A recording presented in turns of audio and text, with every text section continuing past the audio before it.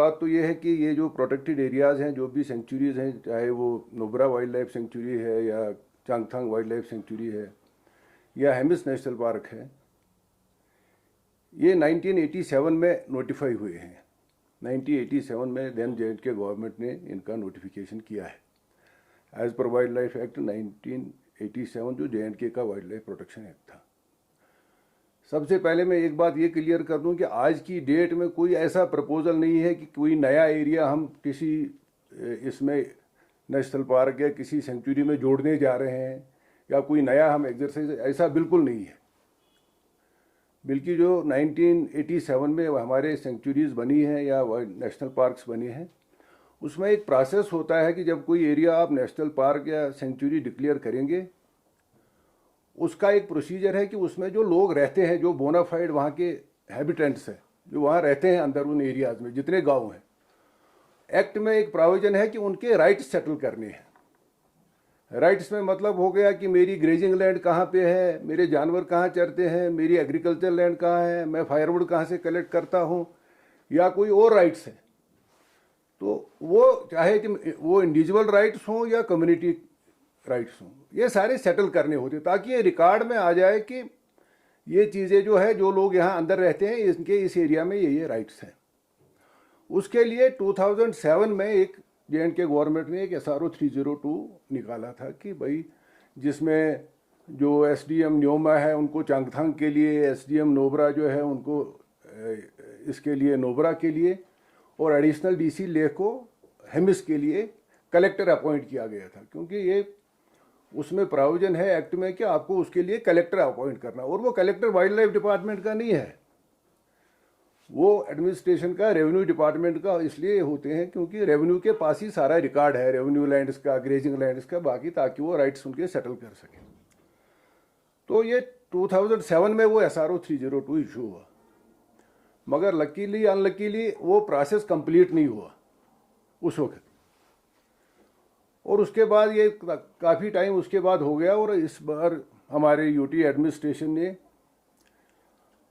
एक ये डिसीजन लिया कि ये चूंकि उस वक्त settlement of rights in areas में नहीं हुआ है, जो एरियाज़ इनमें इंक्लूडेड हैं, चाहे सेंचुरीज़ हैं चाहे नेशनल पार्क है, इसलिए हम इन जो उस वक्त सेटलमेंट ऑफिसर या जिनको कलेक्टर कहते हैं उनको अपॉइंट किया गया, इनको रीअपॉइंट करते हैं, ताकि लोगों के राइट्स जो हैं, इन इलाकों में रहने वाले लोगों के हकूक़ जो हैं वो उनका रिकॉर्ड हो जाए, वो उनके एंटर हो जाए, ताकि हमेशा के लिए वो उसके अंदर जो रहते हैं उनके अपने राइट्स एक बार रिकॉर्ड हो जाए और उनके रेवेन्यू रिकॉर्ड्स में वो एंटर हो जाए।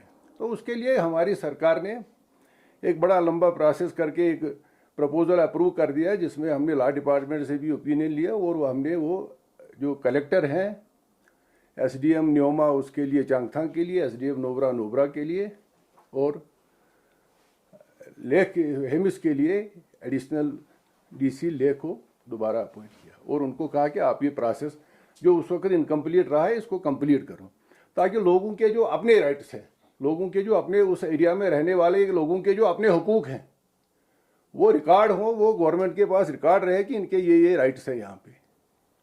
उसके लिए वो दोबारा किया गया।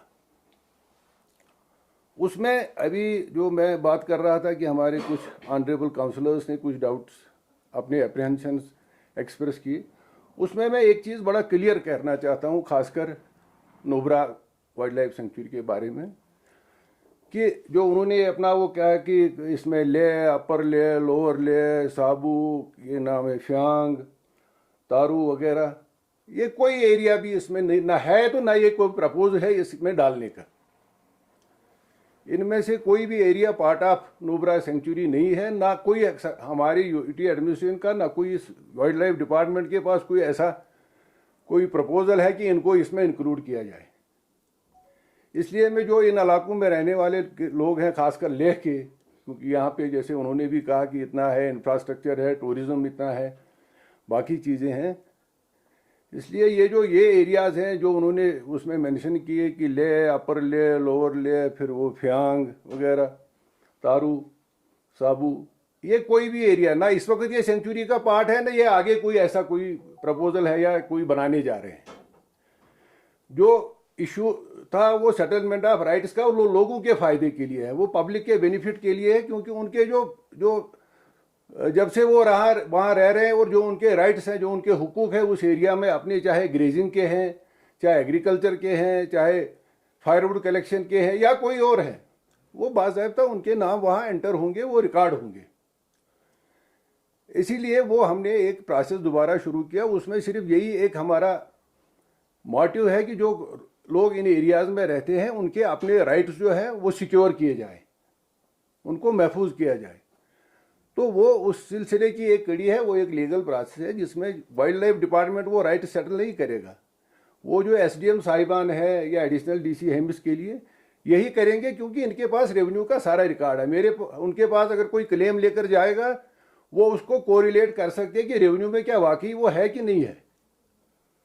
तो इसलिए वो इसमें कोई डाउट नहीं होना चाहिए या इसमें कोई गलतफहमी नहीं होनी चाहिए कि वो जो हमने एक प्रोसेस शुरू किया वो पब्लिक के बेनिफिट के लिए, खासकर उन लोगों के लिए जो उन प्रोटेक्टेड एरियाज या उन सेंचुरीज या नेशनल पार्क्स में रहते हैं, जो उनके जब से वो वहाँ रह रहे हैं, जो उनके हुकूक हैं, जो राइट्स जो है हुकूक है वो सिक्योर हो जाए, उनका बाज़ाब्ता एंट्री हो गवर्नमेंट रिकॉर्ड्स में।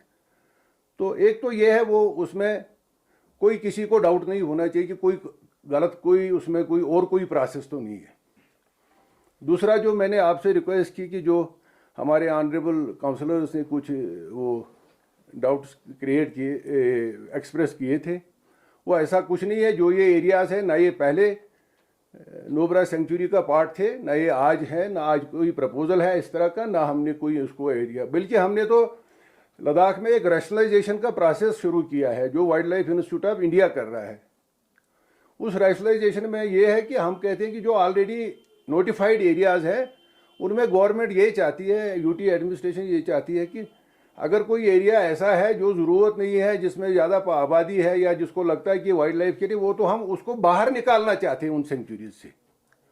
वो भी एक बड़ा मैसिव एक्सरसाइज चल रहा है। अभी 23 तारीख को नोब्रा में भी एक उसका वर्कशॉप हुआ था जिसमें सारे जो लोकल रिप्रेजेंटेटिव्स हैं, पंच हैं, हमारे सरपंच हैं, डीडीसी हैं, काउंसलर हैं, लोकल एडमिनिस्ट्रेशन, सब लोग वहाँ आए थे 23 तारीख को वहाँ पे नोब्रा में। तो वो एक अलग से हमारा एक एक्सरसाइज चल रहा है कि रैशनलाइजेशन ऑफ बाउंड्रीज जो है इसमें है नोब्रा में और चांगथंग में, जिसमें हमारी ये रहेगा कि अगर कोई एरिया जो अब वाइल्ड लाइफ के लिए इतना इम्पॉर्टेंट नहीं है या वहाँ पे पॉपुलेशन बहुत ज़्यादा है उस तरह की, वो उस एरिया को हम इससे बाहर कर दें, जो ऑलरेडी नोटिफाइड एरिया है उससे बाहर कर दें। इसलिए वो जो कि कोई ऐसा जो हम तो हमारा तो ये है कि जो रैशनलाइजेशन में जो हमारे एरियाज़ अंदर हैं उनमें से कुछ एरियाज़ हम जो ज़रूरत नहीं है वाइल्ड लाइफ के लिए उनको हम बाहर करना चाहते हैं। इसलिए नए एरिया जोड़ने का सवाल ही नहीं है। ये भी एक एक्सरसाइज, और जो ये एक्सरसाइज है ये जो वाइल्ड लाइफ डिपार्टमेंट खुद ही करना है। हमारे यहाँ पे इंटरनेशनल लेवल और नेशनल हमारे देश में सबसे रेप्यूटेड इंस्टीट्यूट जो है, प्रोफेशनल इंस्टीट्यूट है, वो जो wild life institute of India है, जो एक ऑटोनमस बॉडी है, उसको हमने ये काम दिया हुआ है और वही इस पर काम कर रहे हैं। तो मुझे लगता है कि उनकी भी रिपोर्ट आ जाएगी। जब वो आएगी तो आप लोग, क्योंकि उसमें हमने एक वर्कशॉप अभी नोब्रा में भी किया है, पहले चांगथांग के 2-3 वर्कशॉप किए। उसमें हम जो लोकल हमारे लोग वहाँ रहते हैं उनकी रिक्वायरमेंट क्या है, हमारे लाइन डिपार्टमेंट की रिक्वायरमेंट क्या है, हमारे आर्म्ड फोर्सेस की रिक्वायरमेंट क्या है, वो सारा उसको कंसिडर करके उसको रैशनलाइज करेंगे उन बाउंड्रीज को। तो इन चीज़ों को बताने के लिए मैंने आज आपको कष्ट दिया कि ताकि ये चीज़ें, ताकि हमारे लेक के जो लोग हैं, जो हमारे आसपास के गांव के लोग हैं, इनके माइंड्स में कोई भी डाउट इस बारे में, कोई शुबा नहीं रहे या कोई अप्रहेंशन नहीं रहे कि कोई लेह मत गया उसमें या साबू मत गया या फ्यांग मत गया। ऐसा कुछ नहीं है। जो हमारी नोब्रा वाइल्ड लाइफ सेंचुरी है वो खरदुंगला के नॉर्दर्न एस्पेक्ट में जो है, जो हमारे वाटरशेड्स हैं जिनका पानी श्योक की तरफ जाता है, वही एरिया है। इसके साउदर्न एस्पेक्ट में कोई भी एरिया इस सेंचुरी का पार्ट नहीं है। इसलिए मैं अपने लेह के लोगों से या जो यहाँ के दूसरे इलाके हैं, फ्यांग के लोग हैं, साबू के लोग हैं, तारू के लोग हैं, मैं इनसे भी ये रिक्वेस्ट करूँगा कि कोई इसमें ऐसी सच्चाई नहीं है। ये पता नहीं कैसे एक गलतफहमी पैदा हुई। तो मैं अपने जो ऑनरेबल काउंसलर्स हैं, जो हमारे पब्लिक रिप्रेजेंटेटिव्स हैं, जो हमारी सिविल सोसाइटी है या लोग हैं, उनसे भी रिक्वेस्ट करूंगा कि आपको कोई डाउट हो इन चीज़ों के बारे में तो हमसे हमारा वाइल्ड लाइफ डिपार्टमेंट इधर है, वार्डन साहब का ऑफिस है उधर, मैं हूँ इधर, आप हमेशा हमारे पास आके क्लियर कर सकते हैं कि ये इशू है, ये इशू है, तो ताकि कोई भी पब्लिक के माइंड में कोई ऐसी गलत फहमी पैदा ना हो। लोग अपना ऑब्जेक्शन क्लेम करने के लिए 60 डेज दिया गया था। हाँ, एक और एलिगेशन है कि काफी इस ऑर्डर को लो की रखा गया था और ऑलरेडी एक महीना निकल गया है करके, इस पे आप क्या कहेंगे सर? नहीं, मैंने पहले ही कहा कि ये ऑर्डर जो है ना, ये प्रोक्लेमेशन है, ये ऑर्डर नहीं है। प्रोक्लेमेशन होता है कि लोगों में एक वो बात चली जाए कि हमने अपने क्लेम्स जो है, अपने राइट्स जो हैं, वो अपने जो कलेक्टर है, एसडीएम साहब है, उसके सामने पेश करने हैं इन राइटिंग। तो वो कोई इशू अगर उनको लगता है कि थोड़ा उसमें टाइम कम है, वो अपने एसडीएम को, अपने जो लोकल रिप्रेजेंटेटिव, उनके थ्रू रिक्वेस्ट कर सकते हैं कि हमारा टाइम बढ़ा दिया जाए, अगर महीना है इसको 1 महीना और हमें दे दिया जाए। तो वो चीज़ें ऐसे हमेशा कंसिडर होगी, क्योंकि ये सब पब्लिक की कन्वीनियंस के लिए है। ये इससे तो कोई मतलब नहीं है कि लोगों को वो ऐसा लगे कि हमारे लिए कोई परेशानी है। अगर कहीं पे किसी हमारे कलेक्टर साहब को लगता है कि नहीं टाइम कम है और हमें और 1 महीना चाहिए, तो वो लिख सकते हैं। सरकार हमेशा उसके लिए कोई वो नहीं है, हार्ड एंड फास्ट नहीं कि हम नहीं देंगे। तो ये चीज़ें हैं जो मैं आप सबको क्लियर करना चाहता था।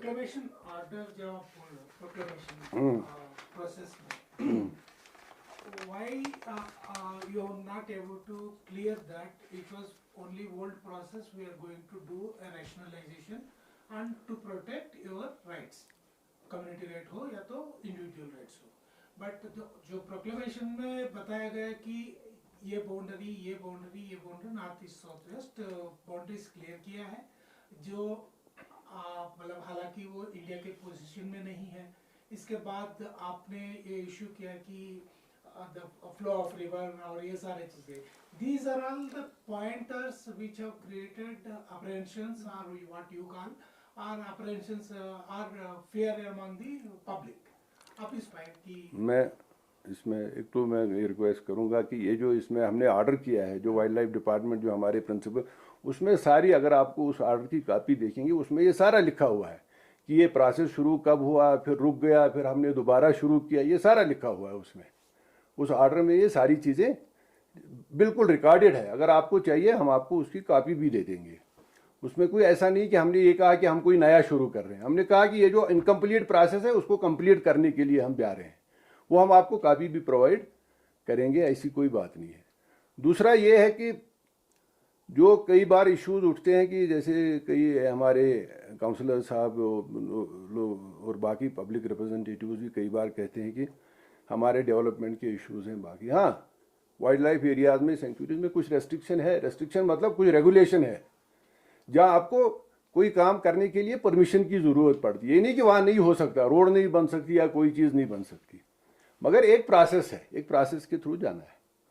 उसमें जो मैं आपको बताऊं कि हमारी एक, मुझे लगता है लद्दाख एक ही यूटी या स्टेट है, हमारे 69 केसेस जो हमारे पास मुख्तलिफ डिपार्टमेंट्स ने या सिक्योरिटी फोर्सेस ने, आर्म्ड फोर्सेस ने जो हमारे पास अप्लाई किए हैं फॉर ग्रांट ऑफ परमिशन, चाहे रोड के लिए, चाहे किसी और काम के लिए, पावर लाइन के लिए, 69 के 69 हमने अप्रूव किए और नेशनल बोर्ड ने भी अप्रूव किए।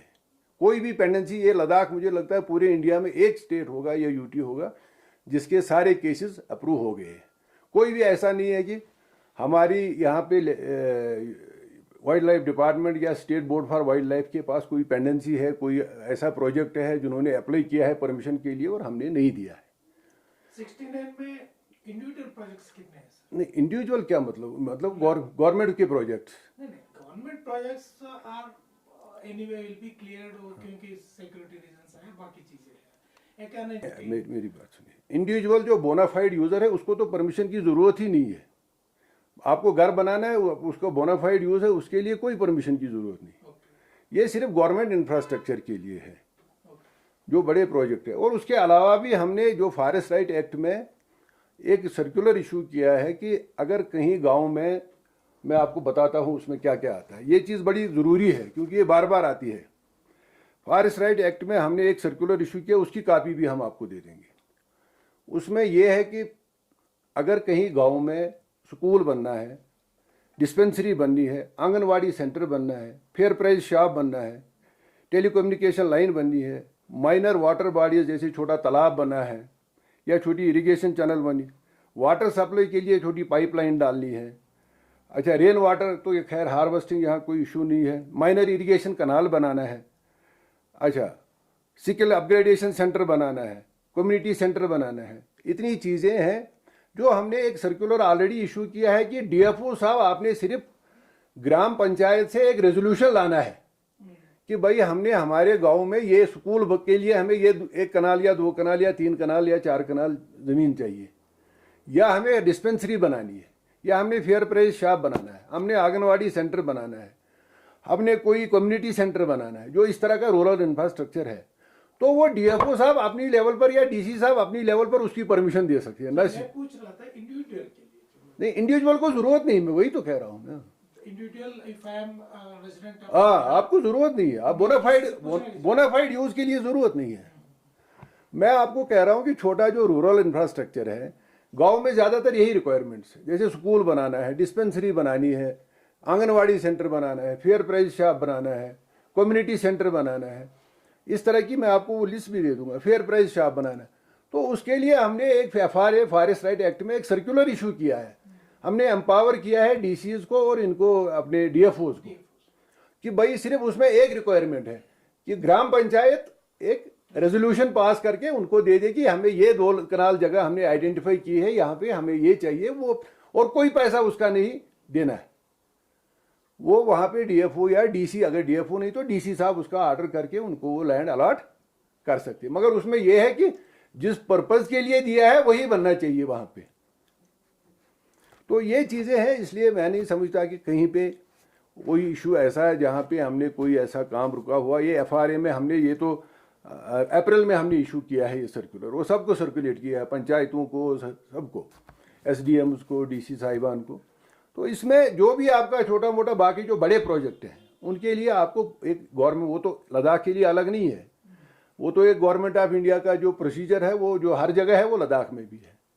और उसके लिए मैंने आपको पहले ही बताया, इन्फॉर्मेशन दी कि जो हमारे पास अभी तक प्रपोजल आए हैं 69 अलग अलग डिपार्टमेंट्स के, आर्म्ड फोर्सेस के या बाकी, तो सारे के सारे क्लियर हैं, सबकी अप्रूवल आ चुकी है, इसलिए कोई हमारी लेवल पे कोई पेंडेंसी नहीं है। बाकी रहा छोटा मोटा डेवलपमेंट का काम, उसका क्या नाम है, रूरल इंफ्रास्ट्रक्चर का, जो मैंने आप कहा, डिस्पेंसरी, स्कूल हो, छोटा मोटा रोड हो, टेलीकम्युनिकेशन लाइन हो, ये तो डीसी या डीएफओ, डीसी साहब या डीएफओ साहब अपनी लेवल पे करेंगे। और सिर्फ उनको एक चीज़ उसमें रिक्वायरमेंट है कि ग्राम पंचायत रिकमेंड करना चाहिए, क्योंकि ये फॉरेस्ट राइट एक्ट में प्रोसीजर है। तो ये सब चीज़ें क्लियर करने के लिए मैंने आज आप लोगों को यहाँ पे तकलीफ दी है। मैं फिर यही रिक्वेस्ट करूँगा, जो हमारे पब्लिक रिप्रेजेंटेटिव्स हैं, जो हमारे काउंसलर्स हैं, सरपंच हैं, DDCs हैं, या पब्लिक एट लार्ज है, जो भी लोगों में जिसके माइंड में भी कोई डाउट हो, वो हमेशा हमारे पास आ सकता है, अपने डाउट क्लियर कर सकता है। बस यही बातें मैंने बतानी। Thank you. One more question, wild life sanctuary और नेशनल पार्क जब आप लोग प्रोक्लेमेशन लगा के जो ऑर्डर करते हो, it is one side is एक वाइल्ड लाइफ को सेफगार्ड और प्रोटेक्शन देना, एट द सेम टाइम जब तो लद्दाख में पोचिंग केसेस काफी हो चुके हैं, उसमें कोई पॉजिटिव आउटकम नहीं होता है बाद में सर।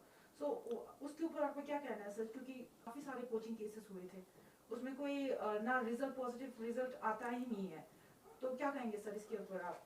नहीं, मैं तो यही कहूँगा कि जो हमारे यहाँ लकीली मैं कहूँगा कि लद्दाख में बाकी जो हमारा देश है उसके मुकाबले में बहुत कम पोचिंग के ऐसे इंसिडेंट होते हैं। और जब भी हमारे नोटिस में आया है, हमने जो भी लीगल उसमें वो है वो हमने किया है। जैसे पिछले साल भी एक केस हुआ था साउथ पोलो में कि हुआ था, हमने कोर्ट में उसको चालान किया, कोर्ट में केस है, वो अब लीगल प्रोसेस है। एक देखिए, सज़ा तो हम नहीं ना दे सकते, वाइल्ड लाइफ डिपार्टमेंट कोई एम्पावर नहीं है किसी को कोई पनिशमेंट देने का। हमने तो कोर्ट में केस ले जाना है और कोर्ट ही आगे उसका डिसीजन। बाकी आपको पता है थोड़ा लीगल उसमें फिर एक लीगल प्रोसीजर के थ्रू जाना पड़ता है, तो वो चीज़ें होती है। एक और केस है जिसमें हमने उसमें आर्मी ने हमें श्योर किया है कि हम अपनी उसमें कोर्ट मार्शल प्रोसीडिंग्स करेंगे और हमारे साथ शेयर करेंगे वो। तो ऐसा कुछ नहीं है, मगर ये है कि एक लीगल प्रोसीजर है, लीगल प्रोसेस के थ्रू तो जाना पड़ता है ना हर चीज़ के लिए, कोई भी क्राइम हो। तो वो ऐसी बात नहीं है। लेकिन मैं आपको फिर कहूँगा कि हमारे लद्दाख में कल्चरल वैल्यूज़ ऐसे हैं, हमारे ट्रेडिशनल वैल्यूज़ ऐसे हैं कि हमारे यहाँ फिर भी जो बाकी देश के मुकाबले में पोचिंग के बहुत ज़्यादा इश्यूज़ नहीं है। Thank you.